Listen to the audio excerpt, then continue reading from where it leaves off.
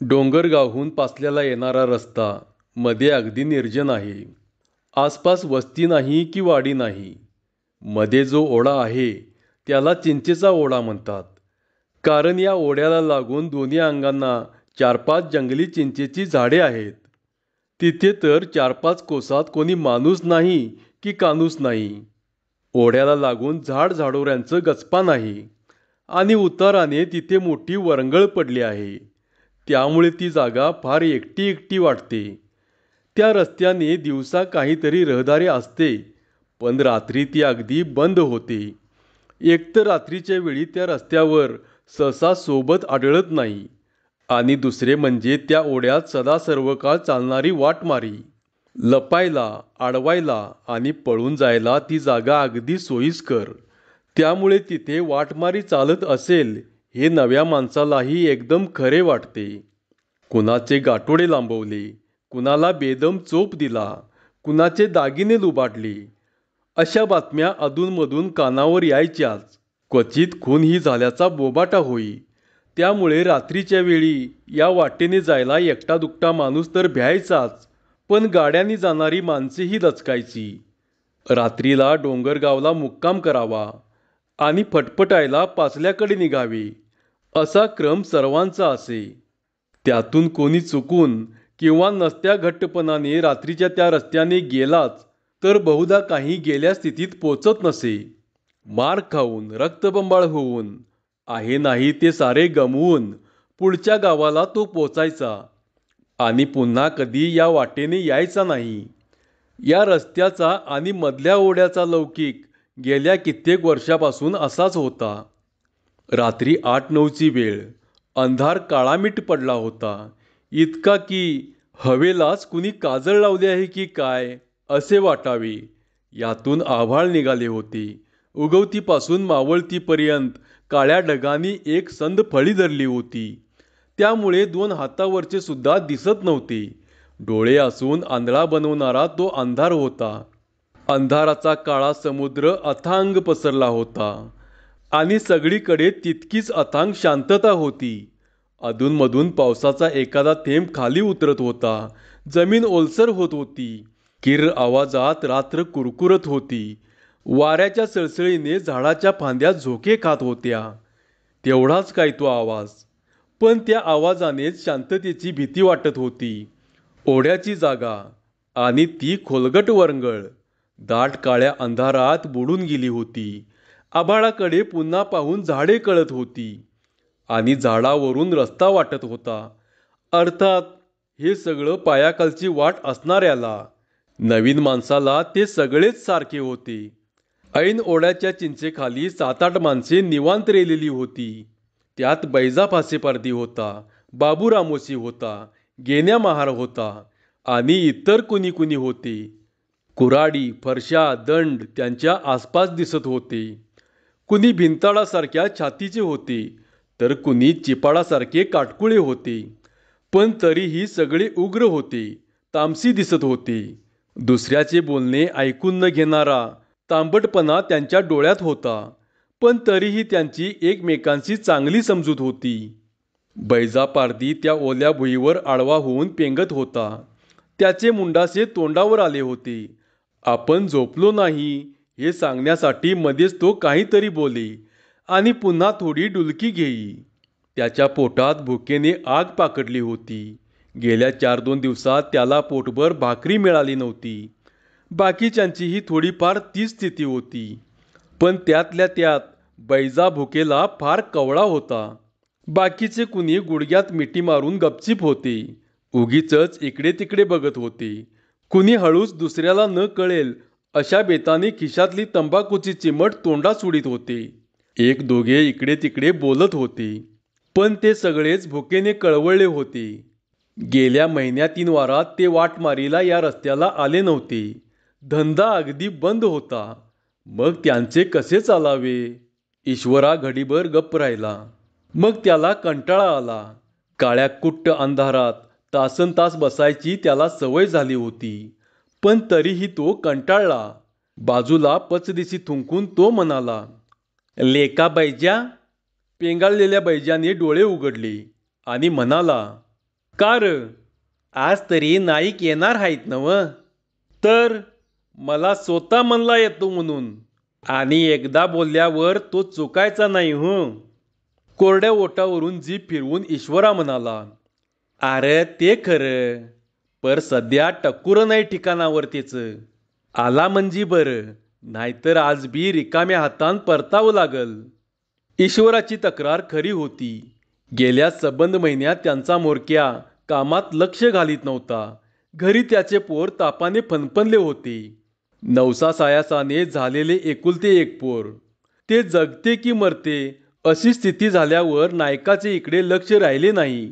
यात काही नवल नव्हते. त्यामुळे बाकीचे सगळेच बसून राहिले होते. पदरमोड करून त्यांनी खाल्ले होते.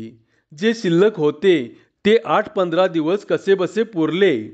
आता या शेवटच्या 4 दिवसात तर अक्षरशः फाके पडले होते. त्यामुळे सगळेच हाडाडले होते. बैजा म्हणाला, झालं, सपलं सगळं ते. पोरग कलच गेलं त्याचं. आता काय बेडी राहिली नाही त्याला.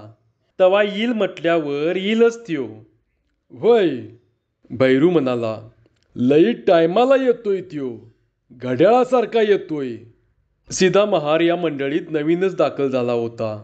लहान सहान चोऱ्या, उचलेगिरी या गोष्टी त्याने बक्कळ केल्या होत्या. पण अजून वाटमारीत त्याने भाग घेतला नव्हता. भैरूचे बोलणे ऐकून त्याला आश्चर्य वाटले. तो म्हणाला, असं?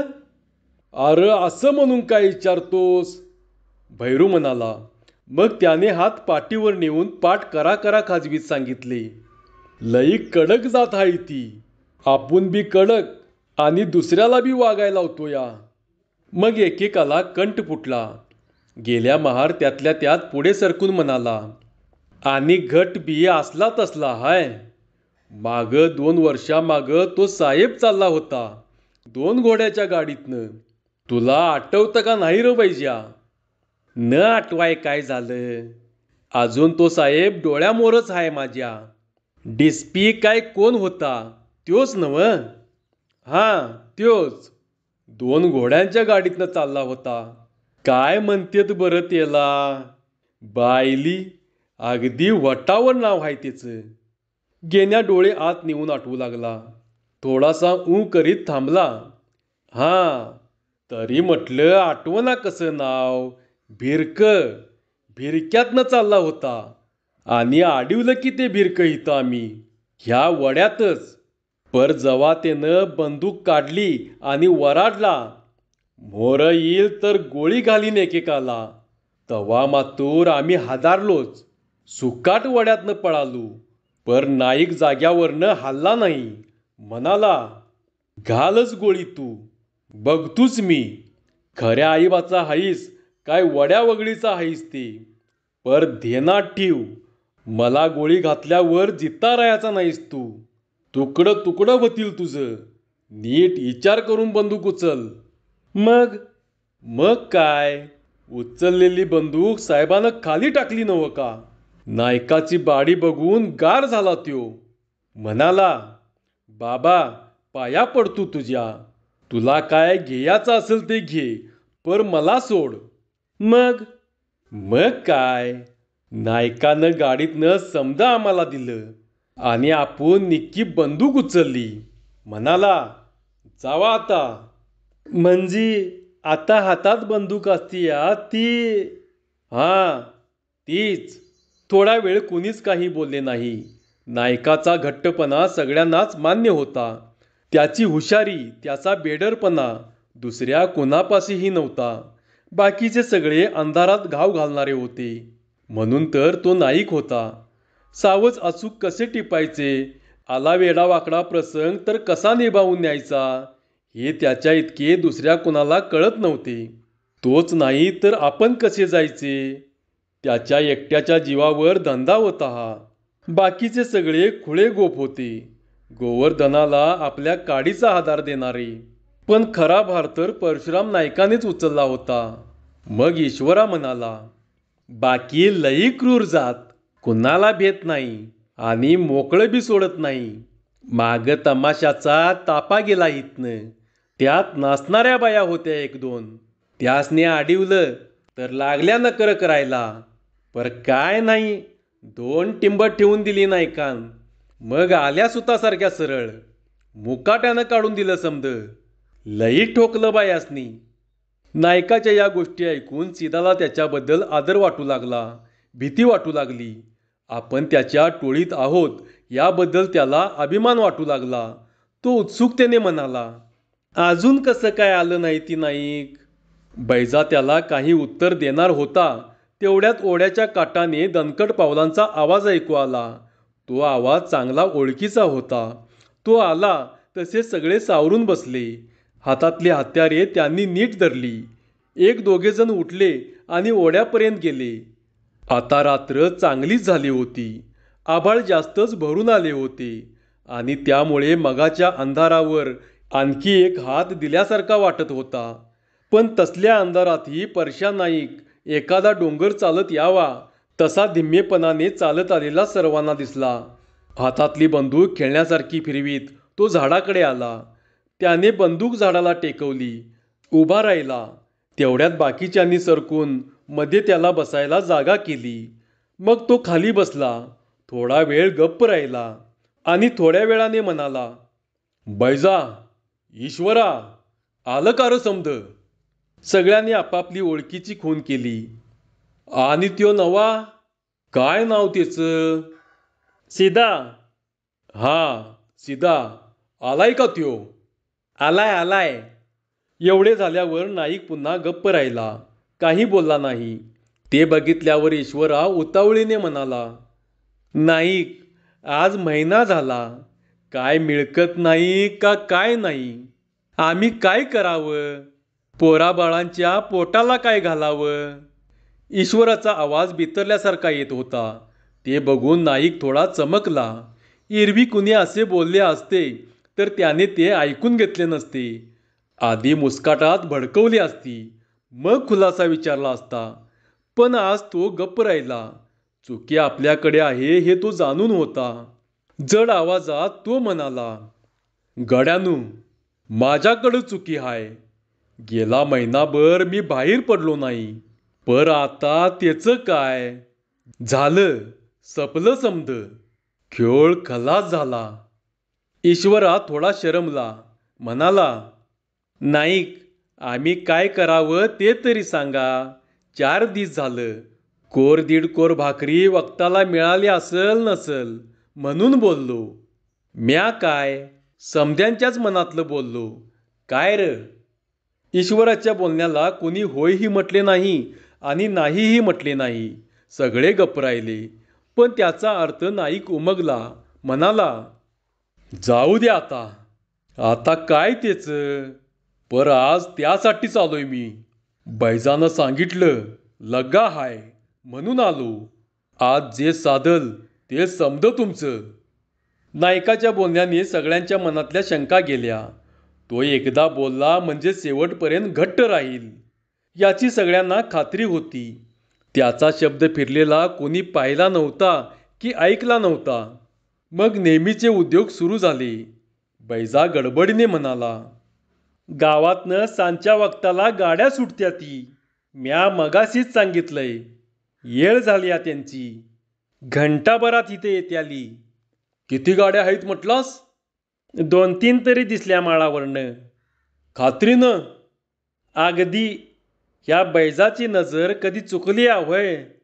कसल्या होत्या? साध्या? नाही, तट्ट्याच्या होत्या. म्हणजे बाया माणसं असणार. असत्याली की. ठीक आहे. चला, आटपा आता. व्हा हुशार. जागला चला आपापल्या.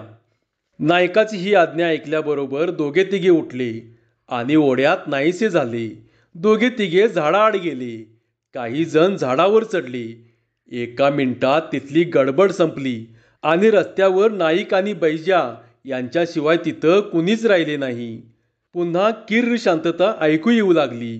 एका क्षणापूर्वी तिथे 8-10 माणसे होती हे कुणालाही खरे वाटले नसते. इतकी गडद शांतता पसरली. आपण दोघेच राहिलो हे बघितल्यावर बैजा म्हणाला, नाईक, तुमचा पायच शकुनी हाय. हातातली बंदूक खेळवत नाईक हसून म्हणाला, ते कसं र? आज तुम्ही येतो म्हणाला आणि गाड्या यायला एक गाठ आहे. असं व्हय. तर आव आज 8 दिस झालं घरात दाना नाही. इकडचं आण तिकडचं आण करून भागिवलं. पर कालपासनं तरी एकादशीच आहे बघा. काय सांगतोस? आता काय लबाड बोलतोय होय? माझंच नवं, समद्यांचंच तसं आहे. ईश्वरा तरी कसा बोलला उलट बघितल्यासा नवं तुम्ही? म्या म्हणलं काय फुटतो काय गडी आपल्यातनं? हे ऐकल्यावर नाईक करड्या आवाजात म्हणाला, हां असू दे, तू काय काळजी करू नगस. आज जे मिळेल ते समज तुम्हाला. मग तर झालं. नायकाने हे आश्वासन पुन्हा दिल्यावर बैजा खुश झाला. खरे म्हटले तर एकदा त्याने सांगितल्यावर पुन्हा विचारायची आणि पुन्हा असले आश्वासन घ्यायची काही गरज नव्हती. पण तरीही बैजा भुकेने इतका वैतागला होता की पुन्हा ते विचारणे त्याला आवश्यक वाटले. उंच माळावर उजेडाचा क्षीण ठिपका दिसू लागला. तेव्हा बैजाने ओळखले की गाड्या चढ चढून माळाच्या चढणीवर आल्या. म्हणजे अंदाजापेक्षा बऱ्या लवकर आल्या म्हणायच्या. बैल जोराने सुटले असले पाहिजेत.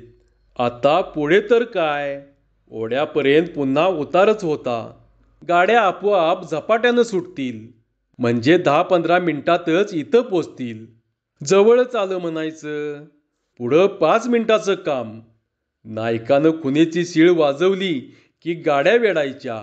भराभर माणसं खाली उतरवायची. कुणी दंगामस्ती केलीच त्यातून तर त्याला बडवायचंच. मग पटापटा जे असल ते सगळं बाहेर निघतं. ते उचलायचं आणि ओढ्याच्या काठानं रानात सुटायचं. मग उद्याच्याला. बैजा असा विचार करीत थांबला. ओठावरून जीप फिरवीत रस्त्याच्या कडेला जाऊन उभा राहिला. एखाद्या हिंस्त्र जनावरासारखा टपून बसला. आता गाड्यांच्या चाकांची कुरकुर हळूहळू ऐकू येऊ लागली. उतारावरून सुद्धा गाड्या भरधाव सुटलेल्या दिसत होत्या. कारण बैलांच्या गळ्यातील चंगळ्या जोरजोराने वाजत होत्या. सारख्या वाजत होत्या. आणि तो आवाज त्यावेळी अगदी ओढ्यापर्यंत स्वच्छ ऐकू येत होता. उजेडाचा ठिपका किंचित स्पष्ट दिसत होता. गाड्या जवळजवळ आल्या तसा हा आवाज जास्त स्पष्ट झाला. एकामागोमाग एक 2-3 गाड्या दणदण करीत सुसाट सुटलेल्या होत्या. आणि बैल सारखे उधळत होते. त्यांच्या तोंडाला फेस आला होता.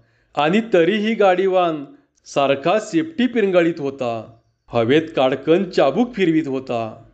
उतार संपवीत गाड्या ऐन ओढ्यात शिरल्या. त्या दाट अंधारात गाडी पुढच्या कंदिलाखेरीज काहीच दिसत नव्हते.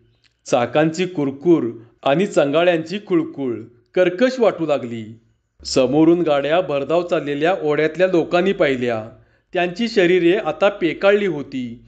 जिभेला कोरड पडली होती. भुकेने दुसरे काही सुचत नव्हते. पण आता फार अवधी नव्हता. 4-2 मिनिटातच त्यांना हवे ते घडणार होते. पाहिजे ते मिळणार होते. कुऱ्हाडी हातात सरसावून जो तो हुशार झाला. नायकाच्या खुनेची वाट पाहत थांबला. परशा नायकाने गाड्या येताच पाहिल्या. आता एवढा उतार संपून द्यावा आणि दमगीर झालेले बैल चढायला लागले म्हणजे आडवे जावे असा त्यांनी विचार केला. चढणीला गाड्या आपोआप दमाने चालतात. अशा वेळी गाडी धरणे सोयीस्कर असते. पण ओढा संपला आणि गाड्या चढायला लागल्या तरी त्यांचा वेग काही कमी होईना. हे बघून तो हलला. हातातली बंदूक त्याने ताठ धरली आणि एकदम गाडीसमोर झेप घेतली. दोन्ही हातांनी गाडीचे जू मागे रेटले. त्याबरोबर पुढची गाडी थांबली. मागच्या दोन्ही गाड्याही नाईलाजाने थांबल्या. एकदम थांबल्या. इतक्या एकदम की त्यांचे पुढचे दांडे समोरच्या गाडीत शिरले. आत बसलेल्या लोकांना दणकन लागले. त्यांच्या मांड्या खरचटल्या. पुढच्या गाडीवानाला एकदम अंधारात काहीच दिसले नाही. गाडी का थांबली हे त्याला कळलेच नाही. बैल एकाएकी का तटले म्हणून त्याने साट्याला अडकवलेला कंदील सोडवून घेतला. हाताने वर करून बघितले तरी एखाद्या राक्षसासारखा दांडगा काळ्या किट्ट रंगाचा परशा नाईक समोर उभा होता. त्याच्या हातात बंदूक होती. ते बघितल्यावर घाबरून तो एकदम ओरडलाच. मग दुसऱ्या क्षणी त्याची बोबडी वळली. त्याला बोलताच आले नाही. त्याच्या हातातला कासरा चाबूक एकदम निसटला आणि खाली भुईवर पडला. परशाने गाडीवानाला एका हाताने उचलून रस्त्यावर ठेवली. एखादे चिरमुऱ्याचे पोते उचलावे अगदी तसे. मग कठोर घोगऱ्या आवाजात तो म्हणाला, "अय, गाडी खाली उतरा समदे. काय असल ते काढून देवा, नाहीतर फुका मरशीला." पहिल्या गाडीसमोर झालेला हा प्रकार पाठीमागच्या दोन्ही गाड्यांपर्यंत जाऊन पोचला. मग तिथे एकच कालवा झाला. मधल्या गाडीत बायका होत्या. त्यांनी रडून गोंधळ केला. गाडीत बाया माणसे असली की गोंधळ हा होतोच. त्यात काही नवीन नाही. नाईक त्यामुळे मुळीच हलला नाही.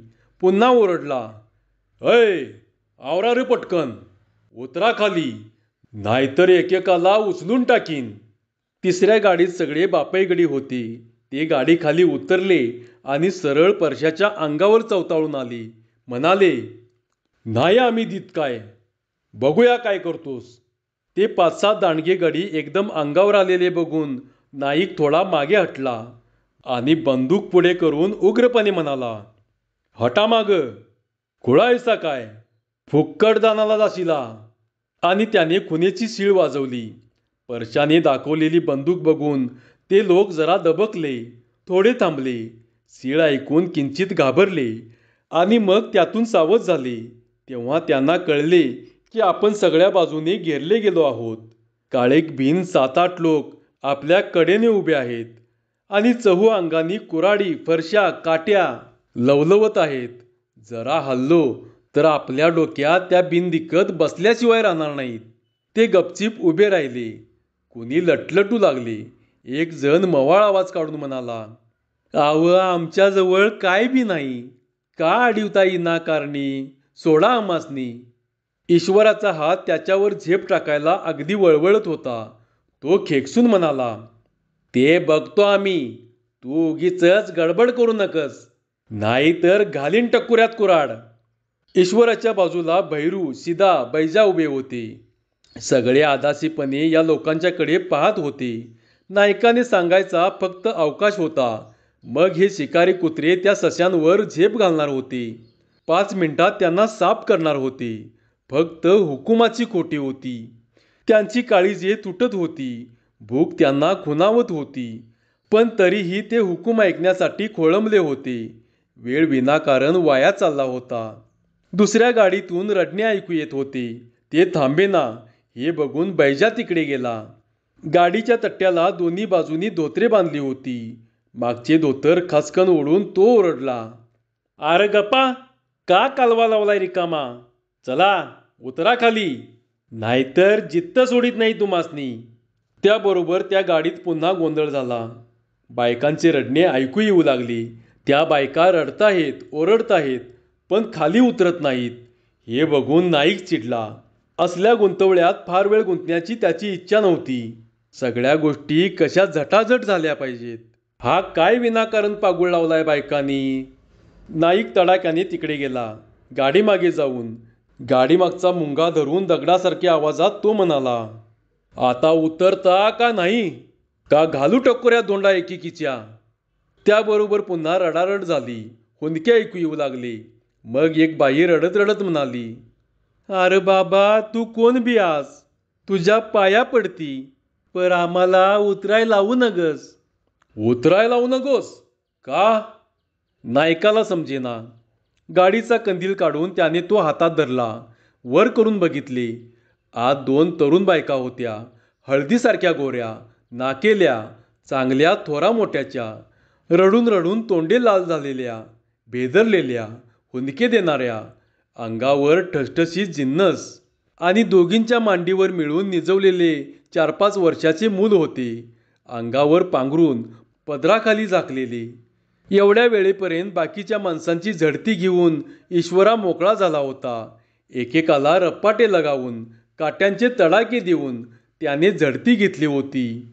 पण कुणाजवळ काही निघाले नव्हते. एवढा केलेला उद्योग फुकट गेला. निराश होऊन तो नायकाकडे आला. कंदिलाच्या उजेडात त्याला त्या बायकांच्या अंगावरच्या 4-2 जिन्सा दिसल्या.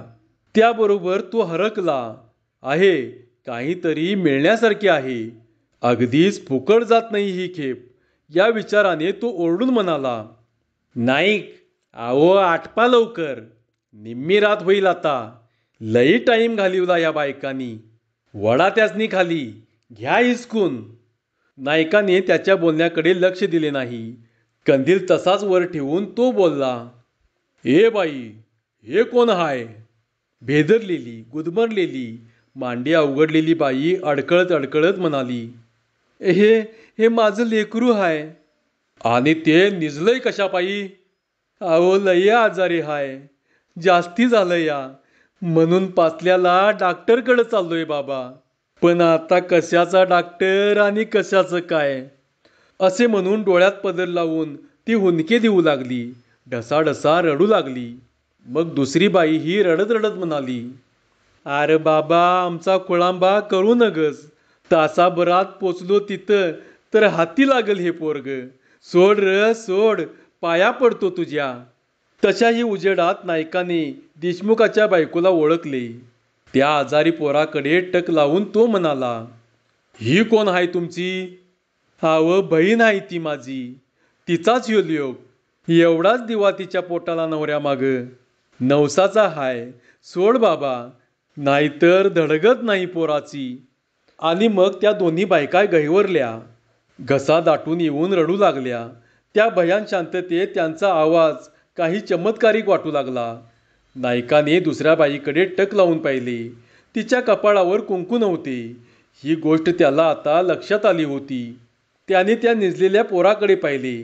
त्याचे दोन्ही पाय बाहेर आले होते. एका पायात चांदीचे कडे होते. त्या पायांना त्याने न कळत हात लावला, अगदी न कळत. आपण काय केले हे त्याला समजलेच नाही. हाताला कडत कडत लागल्यावर तो भानावर आला. आपल्या पोराचेही पाय असेच कडत लागत होते. हात लावला की चटका बसायचा. त्याला औषध पाणी मिळालं नाही. असंच एवढंच होतं. एकुलतं एक. नवसानं झालं म्हणून त्याच्या पायात आपण रुपयाचं कडं घातलं होतं. उजवं नाक टोचलं होतं. पण तरी बी ते जगलं नाही. आपण त्याचं पुष्कळ केलं. किती कस्ता खाल्या, किती जपलं, पर काय चाललं नाही. अखेर त्याचं सरलं. एका क्षणात नायकाच्या मनात असे काही विचार आले. त्याच्या पोटात काहीतरी फिरले. काळीज गलबलले. काय बोलावे हेच त्याला समजेना. ईश्वरा बैजा जवळ उभे होते. त्यांची सहनशक्ती आता तुटायच्या बेतात आली होती. नायकाने इतका वेळ का लावला? यापूर्वी त्याने कधी असे केले नव्हते. मग आज ते असे का झाले? अर्जवाच्या सुराजात बैजा म्हणाला, नाईक, आटपा आता. लई येळ झालाय. आता आपण निघाय हवं. उतरा त्या बायकासनी आणि घ्या वडून त्यांचं दागिनं झटक्यात. होय नाईक, ईश्वरा उतरल्या तोंडानं म्हणाला. तेवढंच हाय घेण्यासारखं, बाकी कुणाजवळ काय बी नाही. आणि मग नायकाची परवानगी मिळाली आहे या थाटाने तो त्या बायकांना उद्देशून म्हणाला, उतरा खाली. लई झाला तुमचा नकरा. त्याबरोबर त्या बायका पुन्हा रडू लागल्या. आपल्या विनवणीचा, रडण्याचा, किविलवाण्या चेहऱ्याचा काही परिणाम झाला नाही हे त्यांना कळले होते. आणि मग त्यांना रडू आवरेना. नायकाने आपल्या लोकांच्याकडे टक लावून पाहिले. सगळे कसे कुऱ्हाड्यांनी फरशा घेऊन उभे होते. त्यांच्या डोळ्यात क्रूरपणा होता. शरीरात भूक वकवतच होती. आणि तरीही ते गप्प होते. त्याच्या हुकमाची वाट पाहत होते. त्यांच्याकडे काय चूक होती? त्यांना काहीतरी मिळायलाच पाहिजे होते. 1 महिना झाला. त्यांनी आपल्यासाठी भूक सोसली होती, दुःख सहन केले होते, केवळ आपल्या मुलासाठी. आणि आता यावेळी त्यांची मर्जी मोडायची? त्यासनी रिकाम्या हातानं पाठवायचं? काय करायचं? नाईक क्षणभर थांबला. त्याने मनाचा धडा घेतला आणि घसा कोरडा करून म्हणाला, बायानू, तुम्ही काय बी घाबरू नका. निघा तुम्ही आता. निदान तुमचं लेकरू तरी बरं होऊ दे. आणि अडकळत अडकळतच त्याने आपल्या लोकांना सांगितले, हटा र बाजूला. जाऊ द्या ह्या लोकांसनी. त्यांच्या अंगाला धक्का लावू नका. नायकाचे लोक चकित झाले पण हटले. त्याच्या पुढे बोलायची त्यांना हिंमत होईना. गाड्यातली माणसे पटापट बसली. कासरा चाबूक वर उचलला गेला. सोडलेले धोतर पुन्हा गुंडाळण्यात आली. गाडीवानांनी बैलांच्या शेपट्या पुन्हा पिरंगाळल्या आणि क्षणात गाड्या हलल्या, भरधाव निघाल्या. गाड्यांच्या चाकांचा आवाज कुरकुर येऊ लागला. बैलांच्या गळ्यातल्या चंगाळ्या पुन्हा कुळकुळू लागल्या. मिनिट 2 मिनिटात गाड्या दृष्टीआड झाल्या. फक्त घुंगरांचा आवाज तेवढा बराच वेळ येत राहिला. आता निम्मी रात्र झाली होती. अंधार खूपच वाढला होता. किर्र आवाजाची त्यात भर पडत होती आणि तरीही उजळल्यासारखे वाटत होते. धन्यवाद.